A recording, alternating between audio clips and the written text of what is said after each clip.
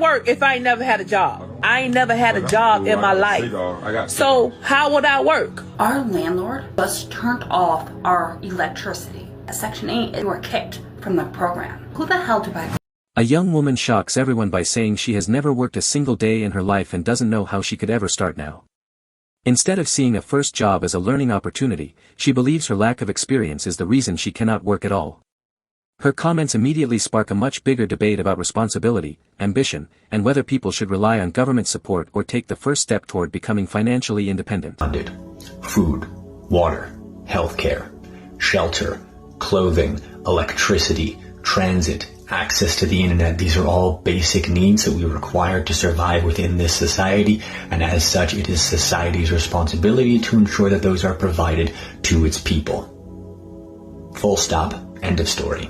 Have a day. You could just say that you're lazy, unskilled, and unable to take care of yourself, but sure, let's play this out. I go to work, it's payday, I come home, I look at my paycheck, and the government has taken almost all of my paycheck from me to put into this taxpayer fund to redistribute to the rest of society. Well, that sucks. Why should I be the one who has to labor when I could just stay home and the government's gonna take care of me? So I quit my job. Then everyone else starts quitting their jobs because the government's gonna take care of us, right? But oh shoot. Now we're having mass supply chain issues because we don't have enough production. So then the government starts assigning jobs because society's gotta run, you know what I'm saying? So you get assigned a job, and if you don't do your assigned job, then you don't get your rations. Congratulations, now...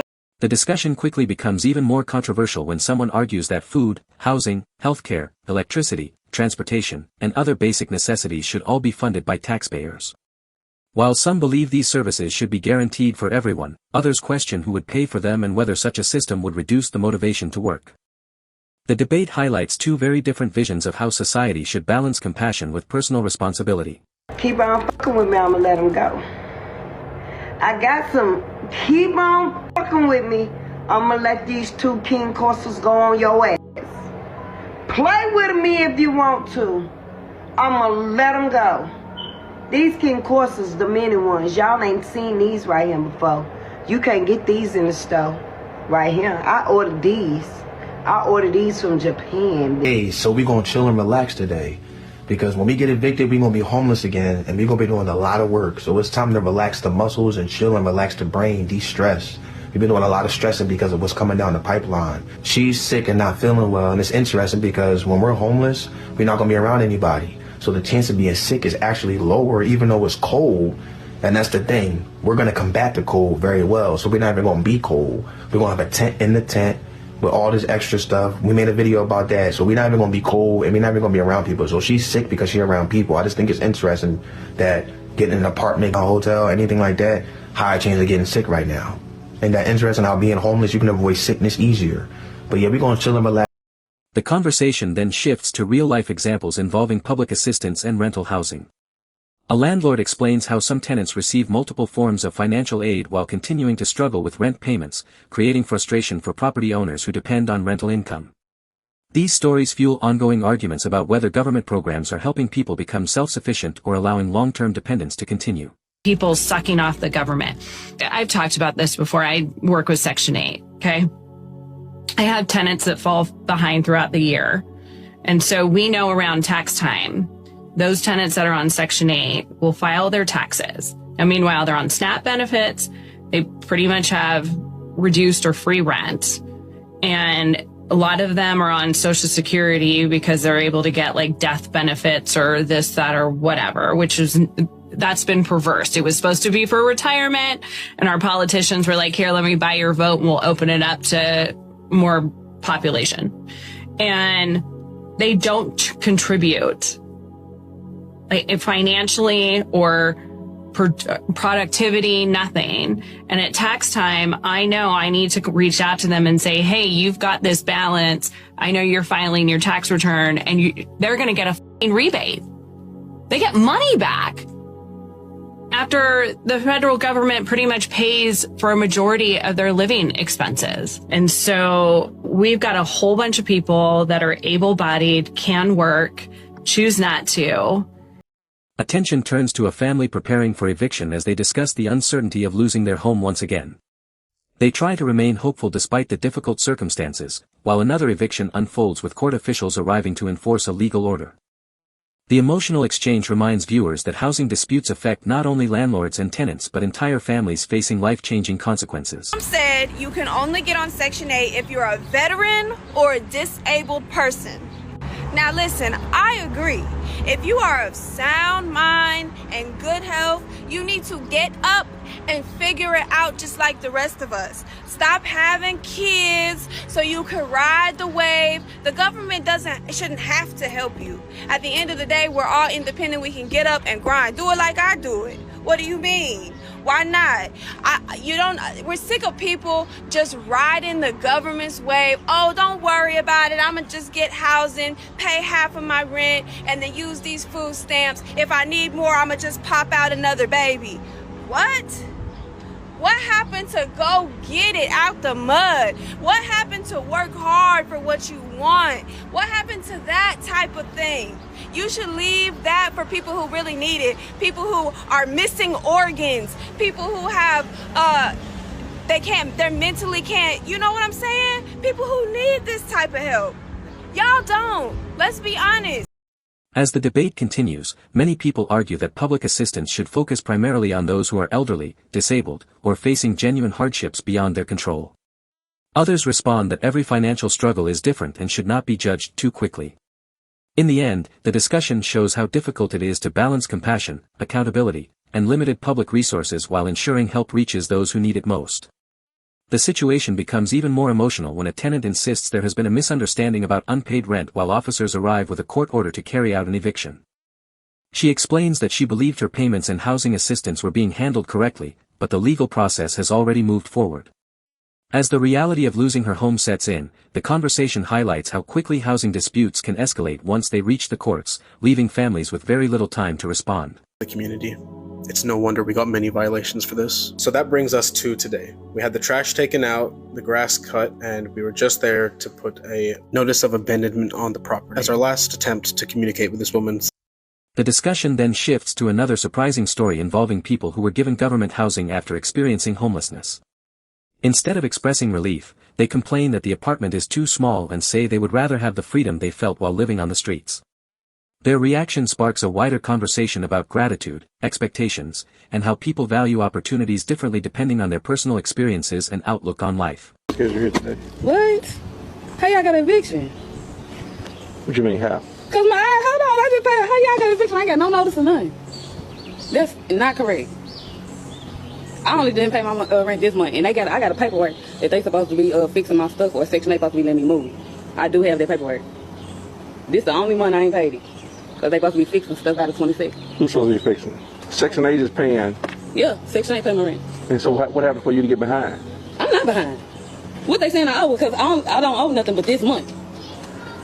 So okay, but what I'm saying is what you ended up in court for some reason. 4 months ago. Okay, you went to court. I've been paying it. I've been paying it. I no lie, I have been paying it. So I got want to get the paper? Because I got the paper. They got 26. Let me explain this to you. Now, the only thing I can do is an eviction.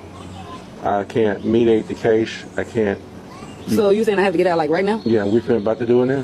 What? Are you kidding me? Yeah. There's nothing I can do. I have this issued from the court. What? I'm gonna give you a copy of it. It is crazy. I just had it fixed. That is crazy. You can read it. So what y'all gonna do? Kick my door in or come in anyway? Yeah, that's why the locksmith is here. If you weren't here, if you don't open the door, we're gonna come in. And that's what it is. It's called forcible entry and detain the FPD.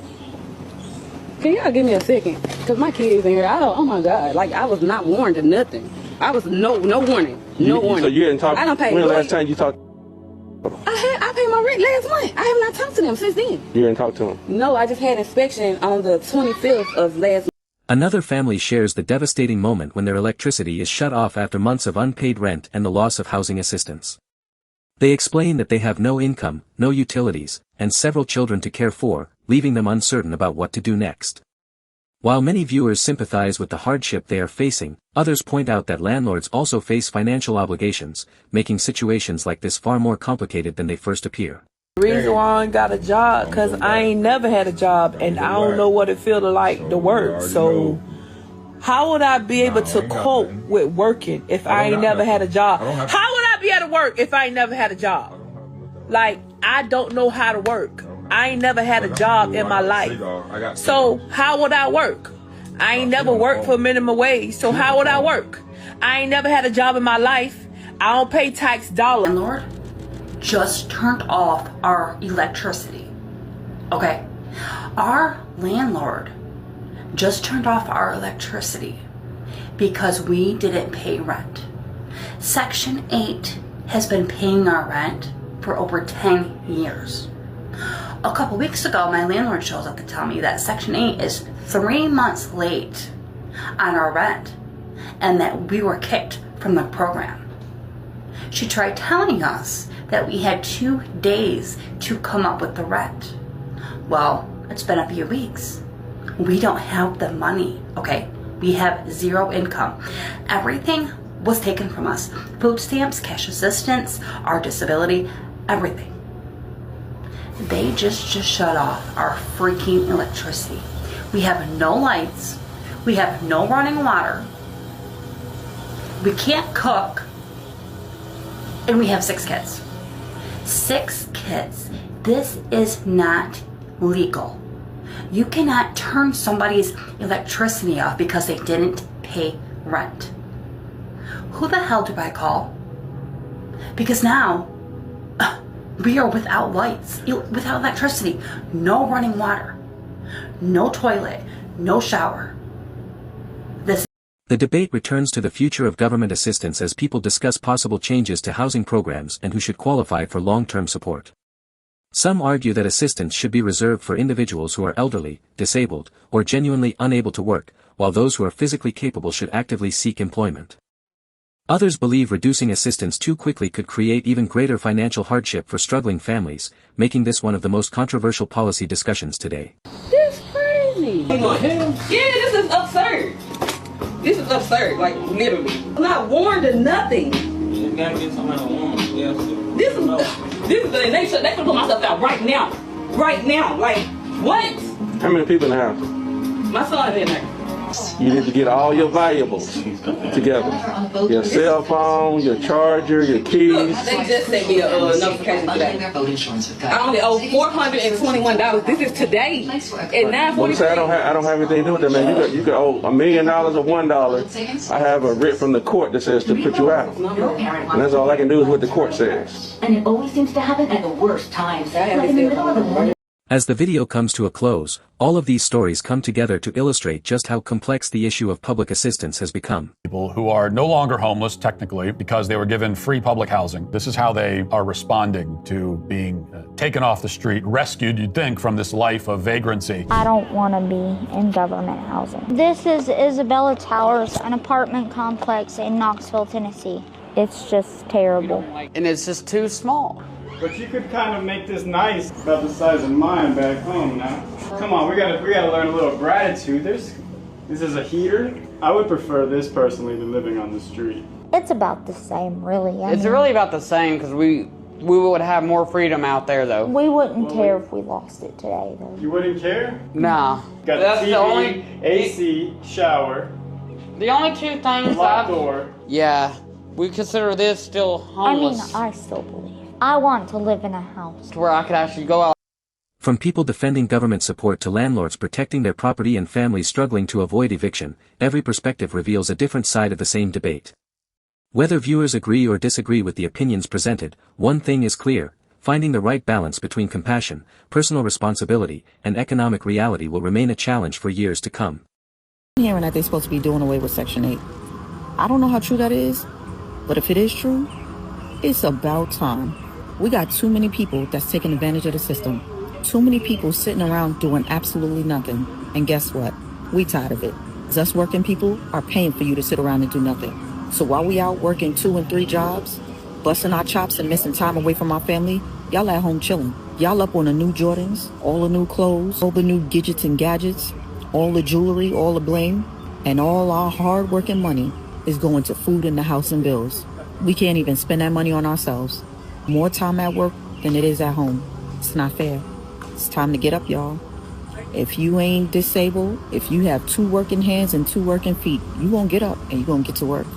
Hello everybody, Berkeley with Rental Household here. So I don't know if you guys know or if you've seen, but Trump is going to make Section 8 now a 2-year program, and he's giving everybody 30 to 90 days or 30 to 60 days. I think it's 30 to 90 to GTFO, basically.